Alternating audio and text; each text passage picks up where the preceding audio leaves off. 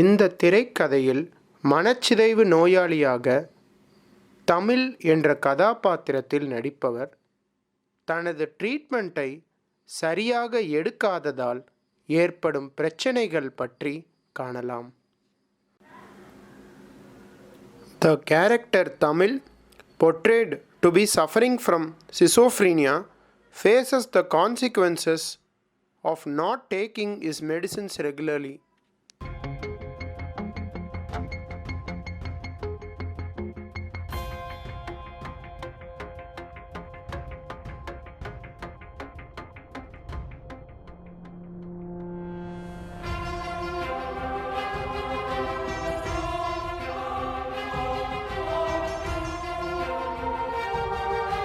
தமிழ், என்னடா ஆச்சு? டாக்டர் கொடுத்த மாத்திரையை சரியா எடுக்கிறியா இல்லையா? நானும் நல்லா தான் இருக்கிறேன். நான் எதுக்கு மாத்திரை எடுக்கணும்? அந்த குரல் தான் கேட்குது. சரி வா, வீட்டுக்கு போகலாம்.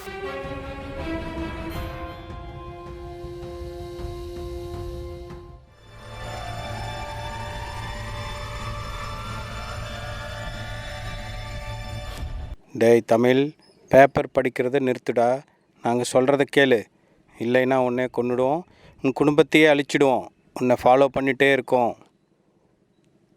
டேய் தமிழ், பேப்பர் படிக்கிறத நிறுத்துடா. நாங்கள் சொல்கிறத கேளு. இல்லைன்னா உன்னையே கொன்னுடுவோம், உன் குடும்பத்தையே அழிச்சிடுவோம். உன்னையே ஃபாலோ பண்ணிகிட்டு இருக்கோம். டேய் தமிழ், பேப்பர் படிக்கிறத நிறுத்துடா. நாங்கள் சொல்கிறத கேளு. இல்லைன்னா உன்னையே கொன்னுடுவோம், உன் குடும்பத்தையே அழிச்சிடுவோம். உன்னையே ஃபாலோ பண்ணிகிட்டு இருக்கோம். தமிழ், என்னாச்சு? மீண்டும் அதே குரல். தமிழ், நீ மாத்திரையை சரியாக எடுக்காததுனால தான் அந்த குரல் கேட்குது. வா, வந்து மாத்திரை எடுத்துக்கோ. டேய் தமிழ், மாத்திரை எடுத்தால் நாங்கள் உன்னை கொன்னுடுவோம். டேய் தமிழ், மாத்திரை எடுத்தால் நாங்கள் உன்னை கொன்னுடுவோம். டேய் தமிழ், மாத்திரை எடுத்தால் நாங்கள் உன்னை கொன்னுடுவோம். நான் மாத்திரை எடுக்க மாட்டேன்.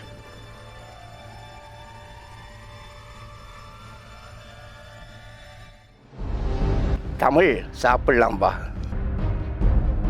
டேய் தமிழ், நாங்கள் சாப்பாட்டில் விஷம் கலந்துட்டோம். டேய் தமிழ், நாங்கள் சாப்பாட்டில் விஷம் கலந்துட்டோம். இதில் விஷம் கலந்துருக்கு. நான் சாப்பிட மாட்டேன். தமிழ் சொன்னா கேளுப்பா. தமிழ்,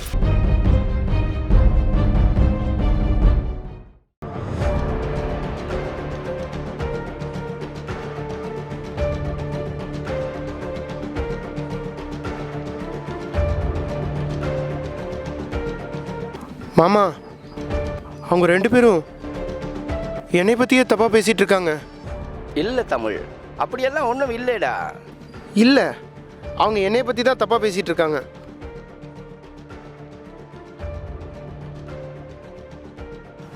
நான் என்ன நினைக்கிறேனோ எல்லாத்துக்குமே தெரிய வருது.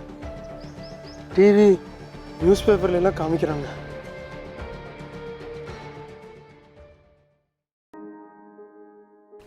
யாரோ ஏலியன்ஸ் என்னோட மூளையில் எலக்ட்ரானிக் சிப் வச்சு யோசிக்கிறது எல்லாத்தையுமே வெளியில் எடுத்துடுறாங்க. நான் யோசிக்கிறது எல்லாமே எனக்கே திருப்பி திருப்பி கேட்குது. என்னோட மனசில் வர யோசனைலாம் என்னோடதே இல்லை. அவங்க என்னோட மனசில் வந்து அவங்க சொல்கிறபடியே செய்ய சொல்கிறாங்க.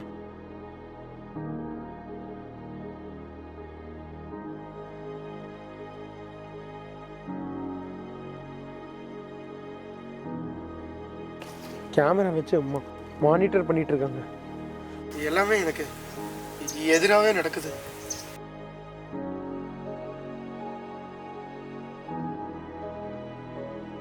மிரட்டிகிட்டே இருக்கிறாங்க. நான் எந்த வேலை செஞ்சாலும் நீ கேலி பண்ற மாதிரியே குரல் கேட்டுட்டே இருக்கு. உன்னோட பிரச்சனை எனக்கு புரியுதப்பா. வா, டாக்டர் கிட்ட போகலாம். டேய் தமிழ், நாங்கள் டாக்டர் மூலமாக உன்னை சாவடிச்சிருவோம். நில்லுடா தமிழ், கீழே குதிச்சு சாவுடா. உனக்கு இனிமே வாழ்க்கையில் எதுவுமே இல்லை. இறந்து போயிரு. சாவுடா, சாவுடா, இறந்து போயிரு.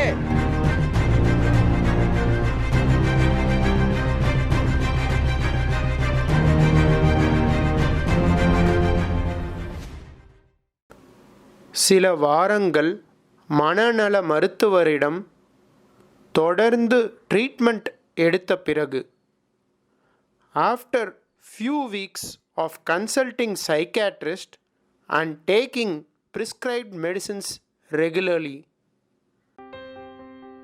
டாக்டர், தமிழ் இப்போ நல்லா இருக்கிறான். அவனுக்கு அந்த குரல்கள் எல்லாம் கேட்கறது இல்லை. மனநோய்க்குரிய அறிகுறிகள் எல்லாமே போயிடுச்சு. டெய்லி ரெகுலரா மனநோய்க்குரிய மாத்திரைகள் எல்லாம் சாப்பிட்றான்.